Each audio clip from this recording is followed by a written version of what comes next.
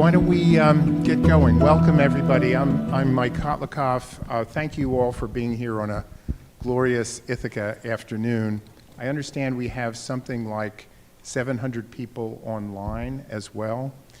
And it's my great pleasure to introduce to you this panel and our primary speaker, Nadine Strossen. And the event is Current Free Speech Controversies, a discussion with Nadine Strossen. Nadine is probably the world's expert on the First Amendment. She spends almost every spare minute speaking to audiences about the First Amendment. She's the John Marshall Harlan II Professor of Law Emerita at New York Law School. She was past president of the ACLU. She was president for 17 years of that organization. She's also a senior fellow of FIRE and the author of a number of books, including Free Speech, What Everyone Needs to Know.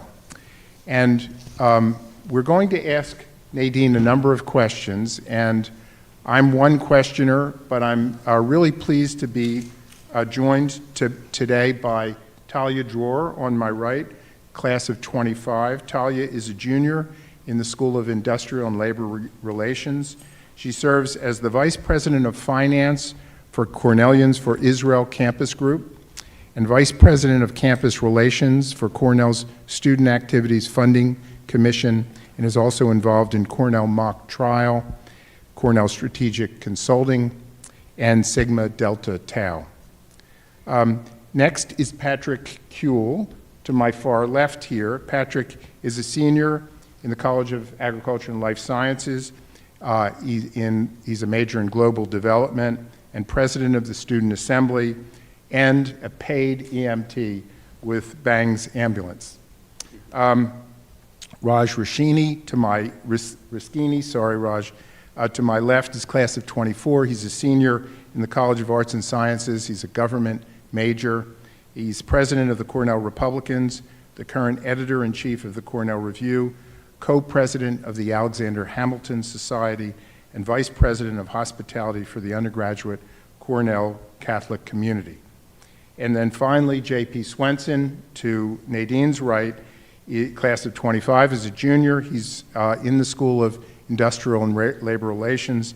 He's the student elected trustee to the Board of Trustees of Cornell, and he is involved with the Cornell Student Assembly, Cornell Dining, and has been very involved with Mundial Club Soccer. Thanks, JP. Thanks all for being here. So let me start out with the first question for Nadine. And Nadine, you and I collaborated together. I interviewed you for the Board of Trustees, where you gave a fantastic explanation of the First Amendment and our institutional responsibilities. But you also suggested to me at that time that we should consider having Ann Coulter back to Cornell, a very controversial suggestion to which I agreed enthusiastically, as has been reported in the press. And I just wonder if you would take a minute and talk to us about why you thought it was important to bring Ann Coulter back to Cornell. Thank you so much, Mike, and many thanks to my other distinguished co-panelists for participating in this important discussion, and thanks to the online and in-person audience. I so strongly defend freedom of speech and viewpoint diversity, and especially on university campuses, particularly such a major university as Cornell, which from its founding has proclaimed and demonstrated commitment to diversity in all respects, in terms of identity, but also in terms of ideas. And therefore, for Cornell to take an extra step to remediate a deplatforming that had gotten a tremendous amount of negative publicity, deservedly negative publicity, not defending the free speech rights which pertain not only to the speaker, but also to the audience. There were members of the Cornell community who specifically wanted to hear and engage with Ann Coulter's ideas, not necessarily because they agree with the ideas, but to the contrary. Many people see this rightly as an important occasion to be able to challenge her ideas, to get her to articulate responses to different positions, and to allow audience members to hear the challenges to her perspectives. I thought it was also especially poignant that Anne is an alumna of your great institution. She had spoken here many times. She's a very proud Cornellian, and I thought it was particularly a black stain on the record that she was not allowed to proceed for the first time in one of her many talks here. And I commend you, Mike, and others who were responsible for bringing her back. It did earn positive plaudits in some important publications, which held up Cornell as a model for other universities to invite back other speakers who had been deplatformed. This should go without saying, but it does not. So let me add, by bringing any speaker here, the university or the individual inviter, in case of you, Mike, taking a big initiative leadership here, you are not endorsing any idea, any expression that is engaged in by the particular speaker. Rather, you are endorsing the neutral values of the importance of a diversity of perspectives and engagement across difference. Thank you very much, Nadine. I'll turn to Talia. Talia, a question for Nadine? Yes, is this working? Press that button.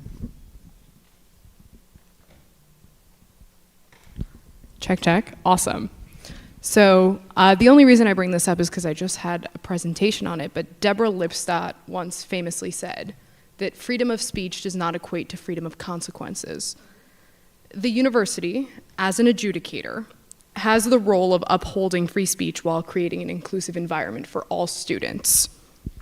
Israeli and Jewish students, as the result of protests calling for the elimination of the Jewish state and regular calls for the globalization of an intifada or direct terror attacks against Jewish students both on this campus and worldwide, are intimidated and feel afraid to walk across campus. As you can imagine, it's particularly terrifying to see these behaviors, these chants and protests at other schools which our peers attend, devolve into violent interactions in which Jewish students have been stabbed in the eye and assaulted. Would you agree that in this case, the university not only has the right but the duty to enforce punishments on students that are creating an intimidating environment for other students not to be able to resume with their regular activities in fear of their religious rights?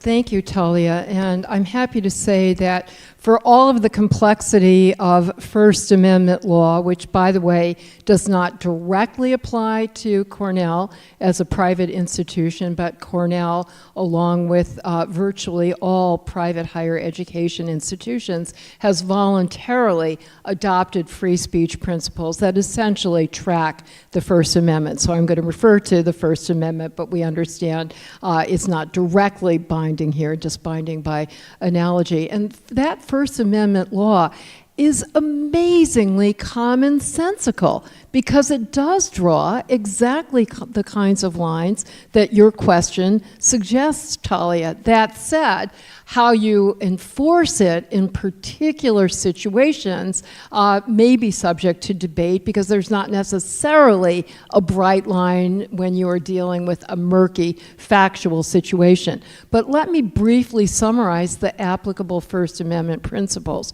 First of all, and this should go without saying, but unfortunately it does not, you refer to actual violence, actual assault, actual battery and stabbing, not protected speech. not protected speech. It should go without saying, but we've heard many students and even some faculty members and others say, oh, but I'm expressing an idea. I am expressing my opposition to genocide by Israel. You may not engage in violence, no matter how expressive the violence might be. Point number one. Point number two, even expression, or to use a more general term, expressive conduct, although very strongly protected, is not absolutely protected. Now let me tell you one ground on which speech is absolutely protected is what is called the viewpoint neutrality or content neutrality principle. That is, government, or in this case, the university, may never punish speech, restrict it, regulate it, and so forth, solely because of disagreement with, disapproval of, even loathing of the idea, the viewpoint, the message, the content of the speech.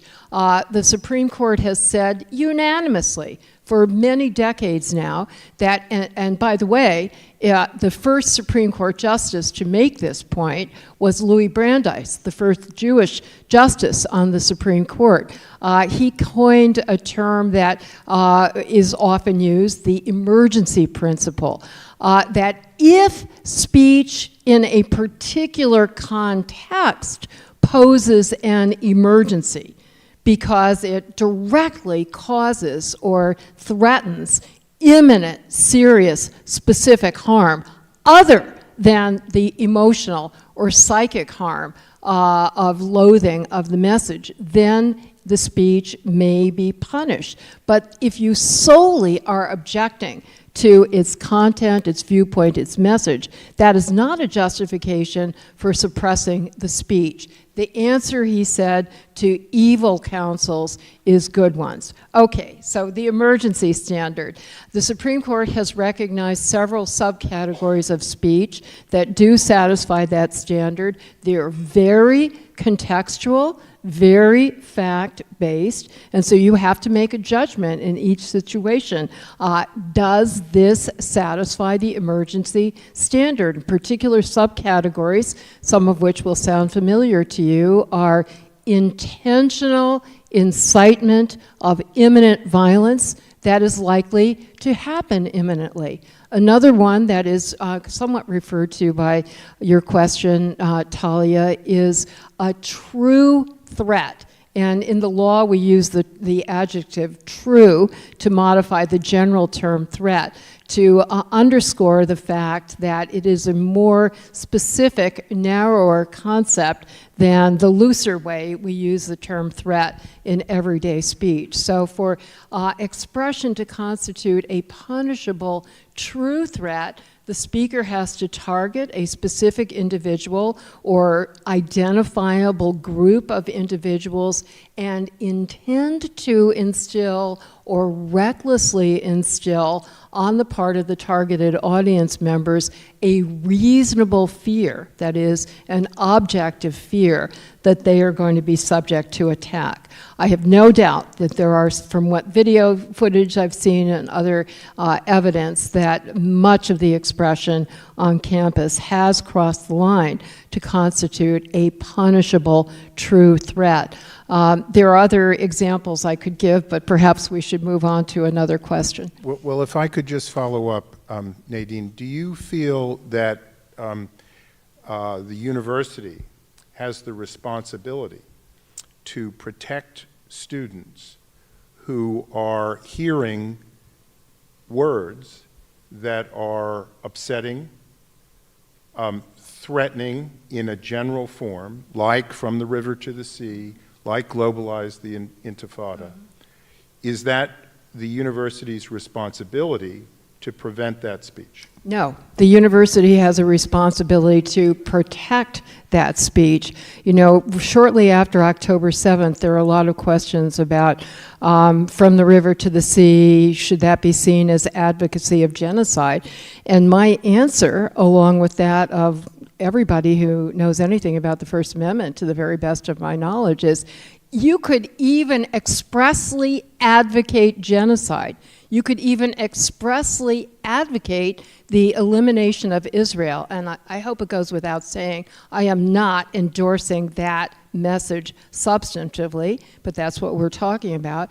That is constitutionally protected beyond any debate on the Supreme Court since 1969, when the justices unanimously said, in the context of a speech by a KKK leader who was advocating violence against Jews and against blacks, he used a different term, some ugly epithets, and the Supreme Court unanimously upheld freedom of speech to advocate even lawless, even violent, even genocidal expression. And that decision has been reaffirmed by every single justice who has sat on the court since then, despite the enormous ideological differences among them on other issues.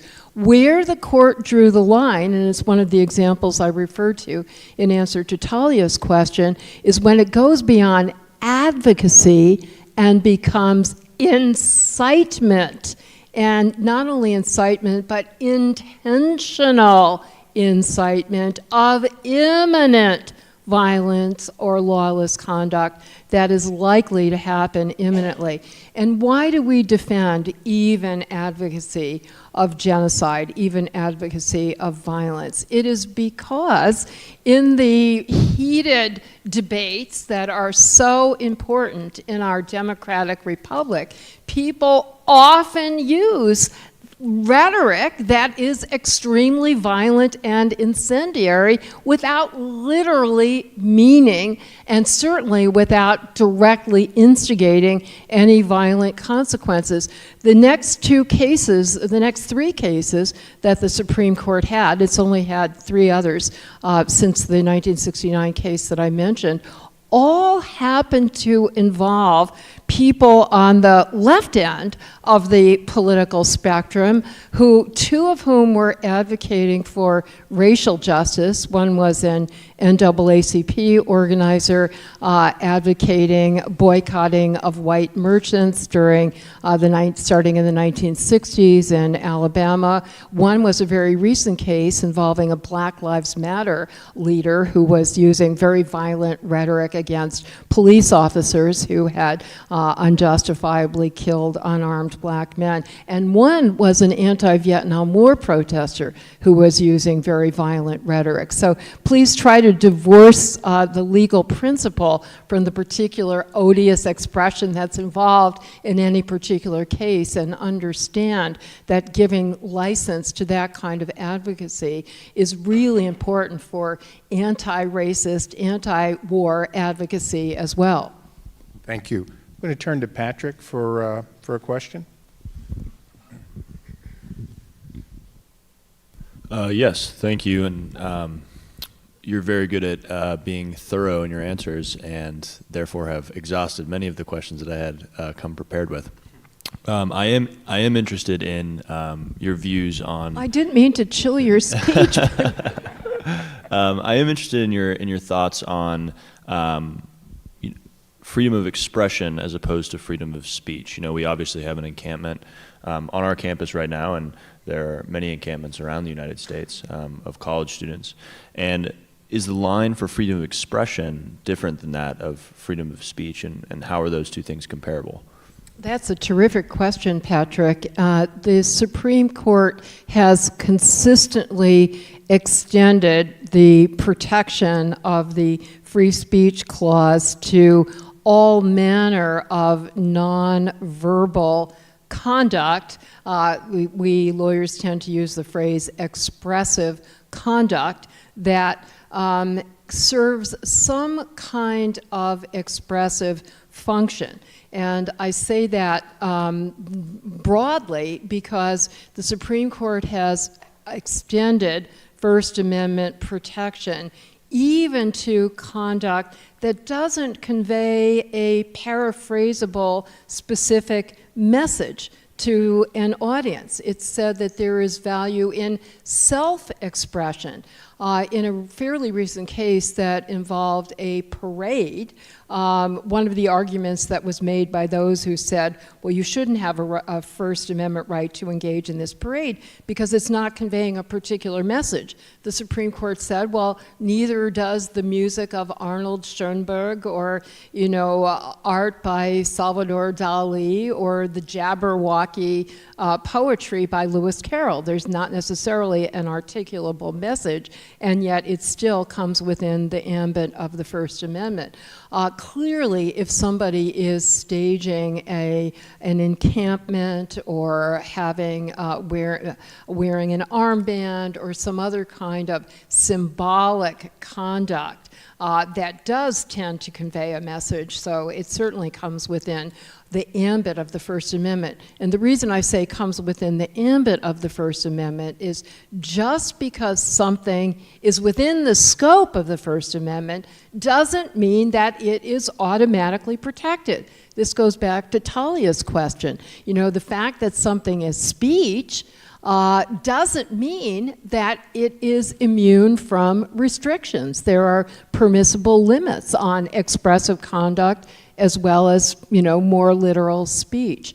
And if I can say one other thing about encampments, the Supreme Court has had one case on point, 1982. It was an ACLU case in which we defended the right of an organization called CCNV, the Community for Creative Nonviolence, which you wouldn't guess it from its name, but it's an organization that espouses rights of unhoused people. And they wanted to have an encampment on the National Mall in Washington, D.C. to demonstrate the plight of unhoused people. And the justices without dissent agreed that that did trigger for some First Amendment protection. 7-2, they ruled that the particular limits on that encampment were constitutional. So, as you might guess, I would ask then, what are the opposing factors or the institutional responsibilities associated with encampments? If those encampments infringe on other activities, other scheduled activities in those areas, if they create a ongoing, let's say, pervasive threat or intimidation of other students, if they disrupt other activities on campus, what are the limits to that, and could you talk about time, place, and manner restrictions? Thank you, Mike. So all of us, I think, recently have heard a phrase which until recently was only popular among us lawyers, but we hear the phrase content neutral time, place, and manner restrictions. So consistent with the viewpoint neutrality principle, government, or in this case universities, may impose restrictions on speech and expressive conduct apart from the message of the speech. In other words, these are rules that would be enforced regardless of what the express or implicit message is. And it's not completely barring the expression. It is simply saying it may not take place at a certain time, in a particular location, or in a particular manner, let's say with amplification. If the restrictions are narrowly tailored to promote important countervailing interests, and if there are ample alternative channels for the message to be conveyed. In the case that we had before the Supreme Court, 7 of the justices were convinced that there were sufficiently substantial concerns about public health, public safety, over devotion of law enforcement and other community resources to overseeing this encampment, that it was diverting them from other really pressing needs, and that it was depriving other groups and other individuals who wanted to use that facility, that area of the national park, for their own expressive activities. The majority of the court, and the court, said there are ample alternative ways for them to convey their message, including by keeping the tents up there but without people sleeping in them. Thank you. JP.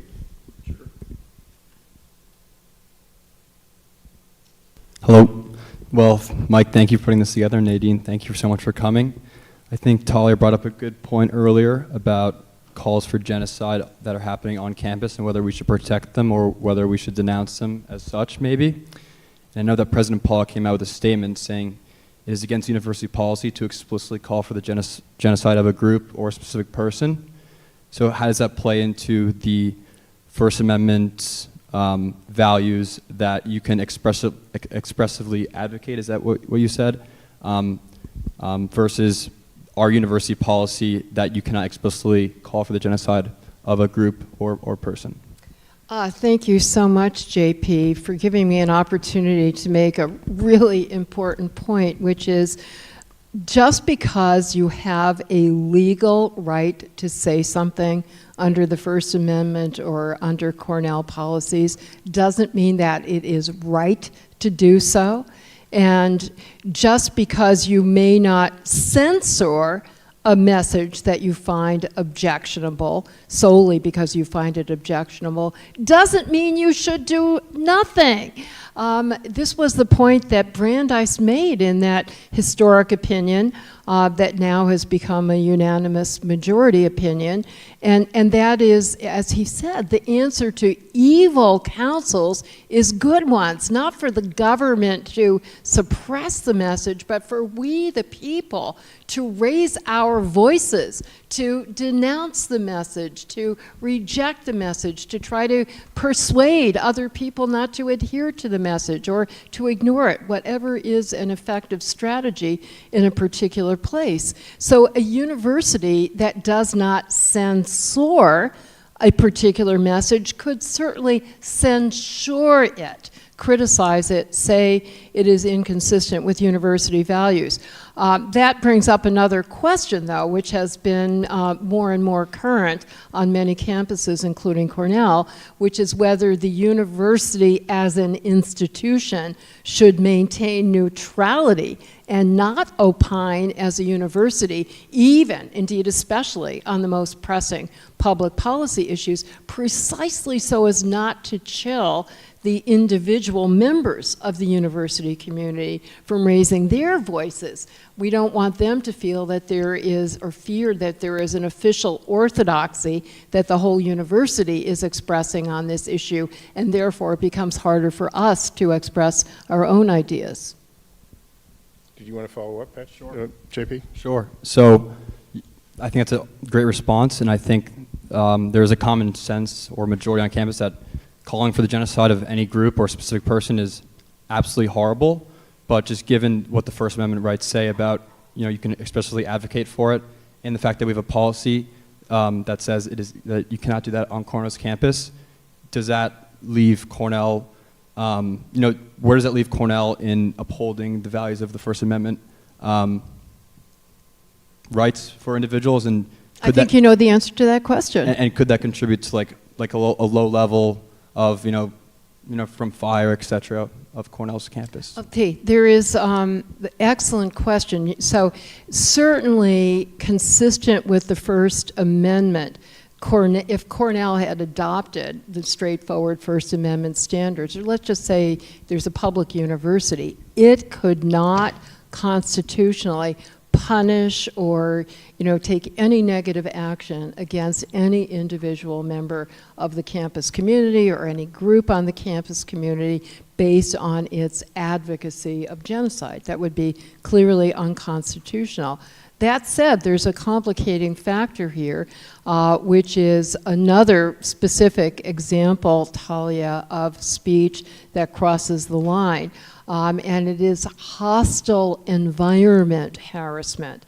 I think I talked about individually targeted harassment, where you're frightening or harrying or intruding directly upon the space of another individual. That's not protected speech. But beyond that, there is a concept of hostile environment harassment, which is defined in federal law and by the U.S. Supreme Court as follows: when there is a pattern of conduct, including expressive conduct, getting back to your excellent question, Patrick, that is so objectively offensive, so not just somebody has an idiosyncratic subjective reaction, but objectively offensive, severe, and pervasive, that it deprives individuals, members of the targeted group, of an equal educational or employment opportunity.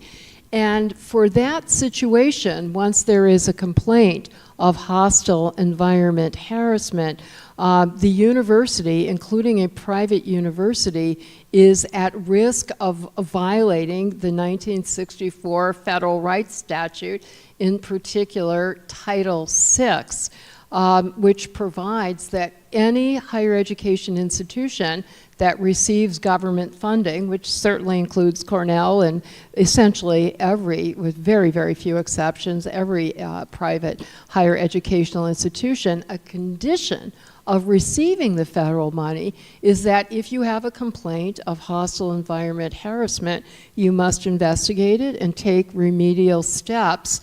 The standard gives you some slack to the university insofar as you may not be deliberately indifferent to those complaints. And a number of universities have, I believe including Cornell, have received such complaints both from private litigants. To the best of my knowledge, the private lawsuits have been almost exclusively claiming anti-Semitism, hostile environment to Jews and Israelis on campus. The Department of Education Office of Civil Rights has instituted a number of investigations and complaints against a number of campuses, again, Cornell included, and the Department of Education does not disclose the details of its complaints. What it has said is that some of the complaints are based on anti-Israel, anti-Semitism, but some are based on anti-Arab, anti-Muslim, anti-Palestinian, and some on both. And I don't know which category applies to Cornell. Thank you. Raj, I want to give you a chance. Thank you. So good afternoon, everyone. Thank you for coming despite the beautiful weather outside. Hopefully we can all return to it soon enough. So I have conservative students all the time coming up to me and telling me that very simply, you spoke about a chilling effect earlier. They're horrified to speak out in class, to say what they actually think. I'm the editor-in-chief of the Cornell Review, and so many would-be writers refuse to even associate with a right-of-center publication because they're afraid, am I going to get a job? Will I have friends on this campus? Goodness sakes. For straight news, not even opinion coverage. I have reporters, one of them is in this room, who were harassed and threatened and even doxxed on Reddit for reporting straight news about what the Student Assembly was doing last year. So I see a lot of universities, oh, and just another example, I'm sorry. Last year, the Cornell Catholic community had a procession, and they were accused of being the KKK. Noted fans of Catholics, the KKK. Not actually, in case you're not familiar with American history. Yes. So I see a lot of focus about this free expression issue, and I'm really glad because,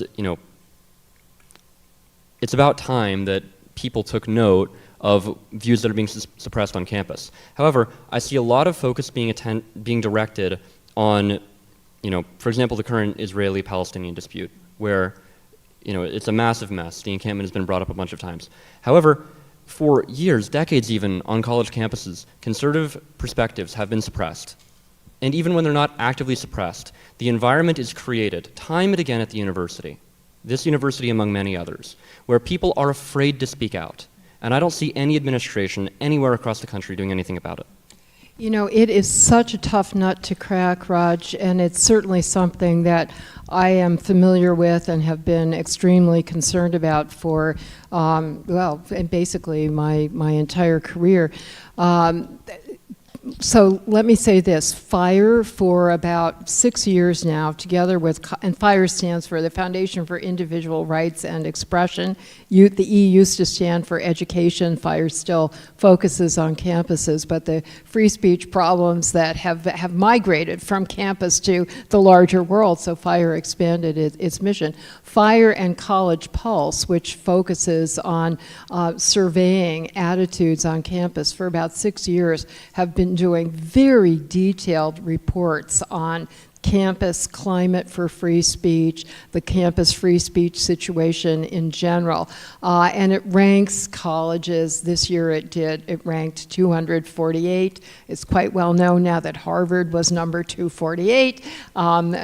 So, you know, the newfound support for free speech, I think you're pointing to a kind of hypocrisy that campuses that for a long time were ignoring all kinds of restrictive and suppressive pressures that were targeting mostly views to the center and to the right, have discovered a newfound allegiance for free speech principles when they find that it's progressive views that are predominant on campus that are now being subject to some chilling effects. But so let me tell you, between the school that ranked #1 and the school that ranked number 248, they were different, obviously, on many vectors, including what their free speech policies were, what administrative actions were, whether there were deplatformings, whether there was retaliation taken against students or faculty members for exercising free speech rights, but on one key vector, which is, do students feel comfortable expressing views about controversial subjects in front of other students? Not because they're afraid that they're going to be punished by the government, not because they're afraid that they're going to get a bad grade from their professor, but because they are afraid of being ostracized or shamed or shunned by their peers. And of all the concerning conclusions in that very concerning report, to me, the single most troubling conclusion was this: on that vector of student self-censorship because of peer pressure, the difference between school #1 and school number 248 was negligible. Even at the University of Chicago, with its justifiably celebrated pro-free speech principles and policies, the students are afraid of each other. And the topics that students are not talking about, it's not only conservative perspectives, which would be troubling enough, but regardless of what students' perspectives are, they are afraid of discussing the most important issues. I will tell you the issues that almost 50% of students on all campuses said we cannot have a candid and frank conversation on our campus. And by that they meant not only in classrooms, but in dormitories and student cafeterias, other places where students would informally have conversations. Topic #1 that they all avoided was abortion. Topic #2 was gun control. The others were immigration, police practices, and anything to do with race and anything to do with gender.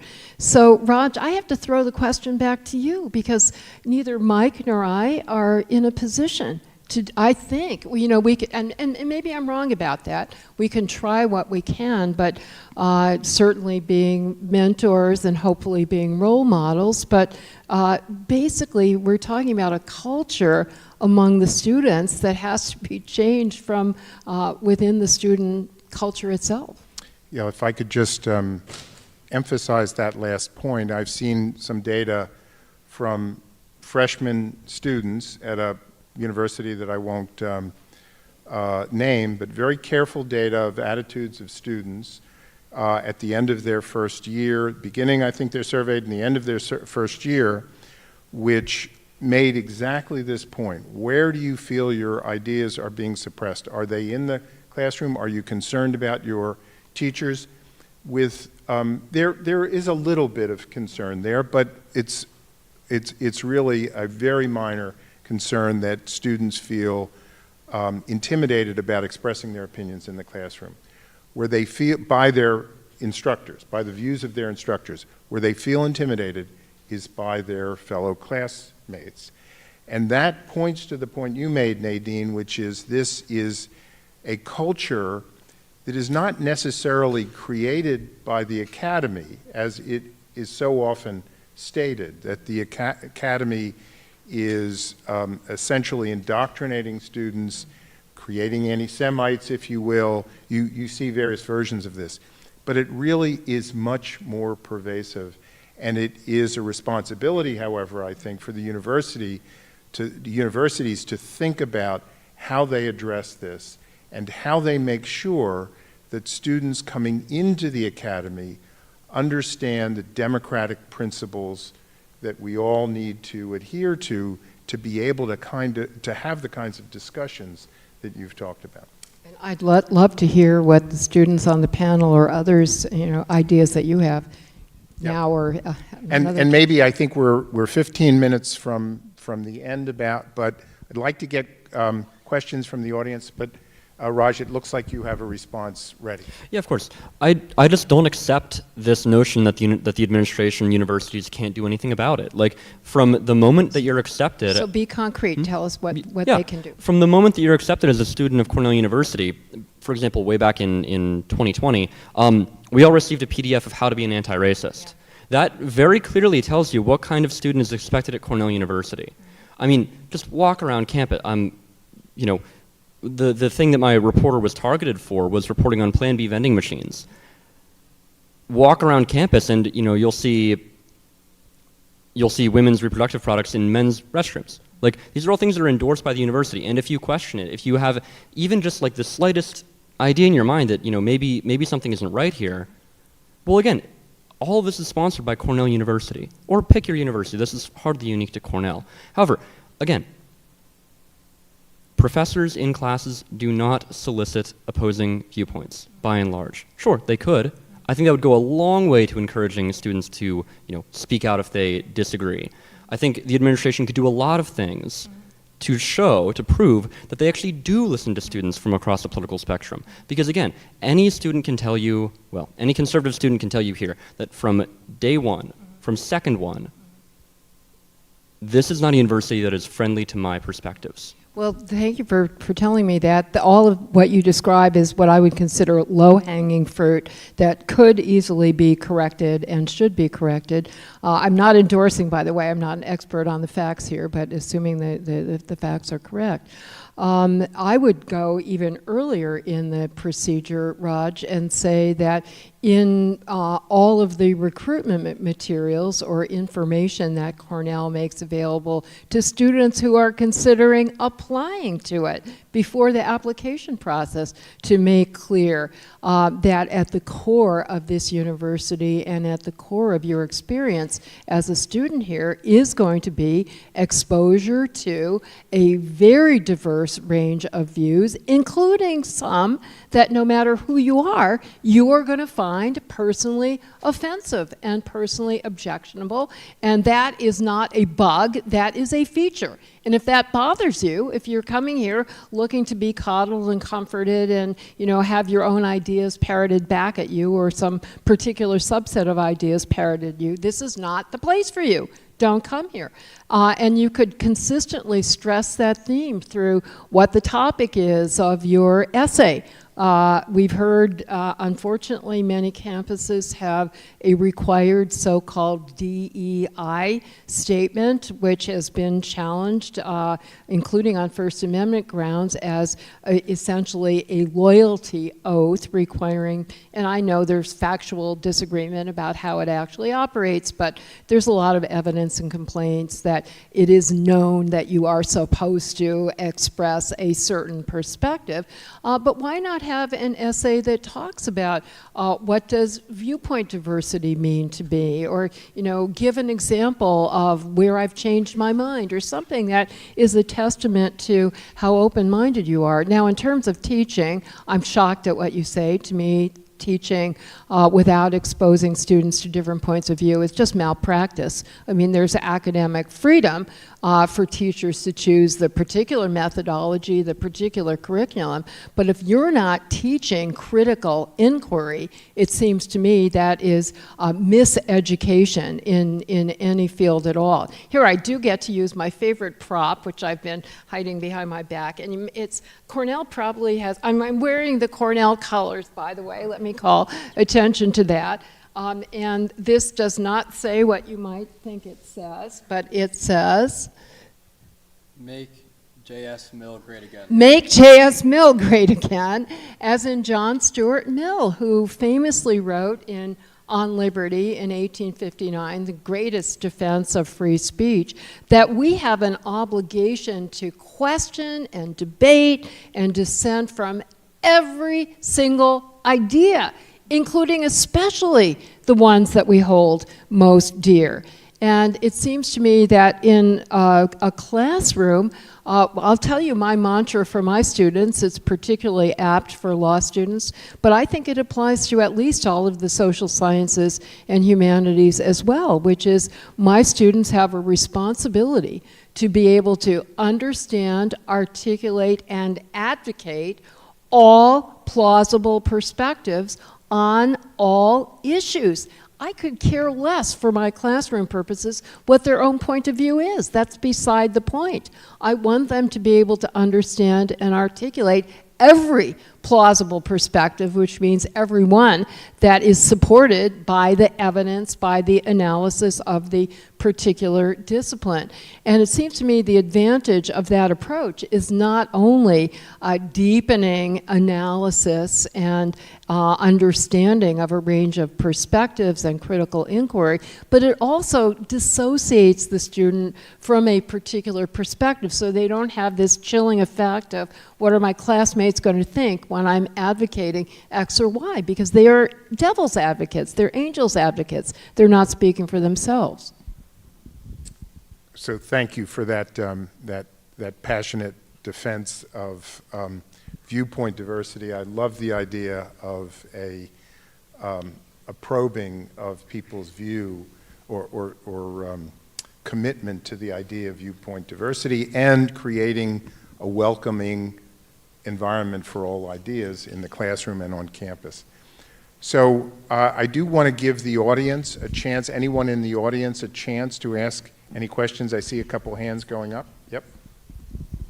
Thank you. So I'll make this about boring old grad students, but there's a wave of grad student unionization sweeping the nation. It's happening here on campus, and I see this as a major departure from the First Amendment principles that you said we normally uphold, and this is with respect to compelled speech. So in the public sector, universities would not be able to force grad students to join or subsidize a union or its political expression. So just by nature of being private, Cornell is in a unique position to decide, should we uphold these First Amendment principles or should we do our own thing for expediency, to avoid a strike threat, et cetera, et cetera. For those who don't know, the proposal that's being put forward for grad students would require us to pay dues to join and support the union, or pay almost essentially all the dues minus a little bit for political expression, but it doesn't seem to be so meaningful given that our union here operates like the military wing of the BDS people on campus. In fact, 2 weeks ago there was a union rally where two union organizers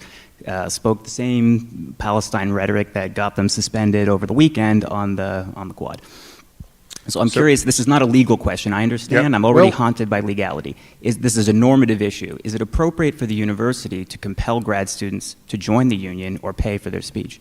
So this is referring to a negotiation around an open shop, a closed shop, or an affiliated shop for graduate students where we're currently, so graduate students have voted to affiliate with a union.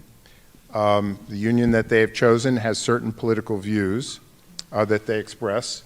We're now negotiating with the graduate students and the union around what kind of relationship we will have. I think the question goes to the responsibility of the university to protect viewpoint diversity on the part of graduate students. Is that fair?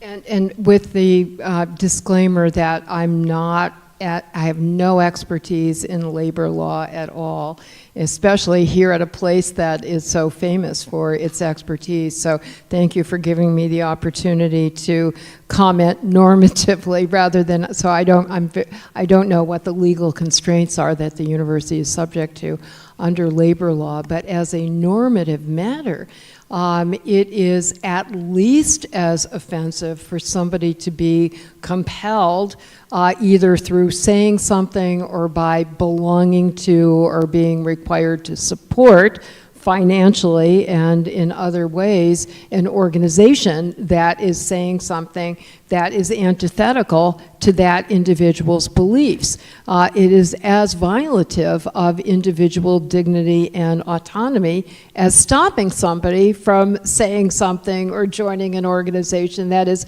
consistent with that person's beliefs. And this is such a fundamental First Amendment principle that the Supreme Court enshrined it way back in it's in either the 1940s or the 1950s, long before it started to protect freedom of speech strongly in general. And it was the case that involved the mandatory flag salute.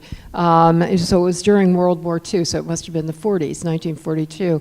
And Jehovah's Witness school children had a religiously based objection to that, but the Supreme Court issued an opinion with really sweeping language that went far beyond religious freedom and talked about individual freedom of thought and freedom of conscience. And it said that if there is any exception to this notion that the individual may not be compelled to express support for something that is inconsistent with their beliefs, we cannot now think of one. And that's completely, as I mentioned earlier in response to Talia's question, there are limits on, you may be stopped from saying something you do believe, but the court was saying there's no exception to this principle that you can't be forced to say something you don't believe. So it seems that it's even more strongly protected. Again, disclaimers about closed shop, and I don't know all of that. Sure. Thank you so much for your question. I find this incredibly interesting. I'm not an ILR student like Talia and JP, but I do have my personal experience. I, among others, helped organize Bang's Ambulance and founded the union there. And I think for me, when I hear your question and I think about your question, when I think about unions and I think about the structure of a union, I think what's inspiring for me about them is that it creates a democratic process in a workplace. And of course, that doesn't always work.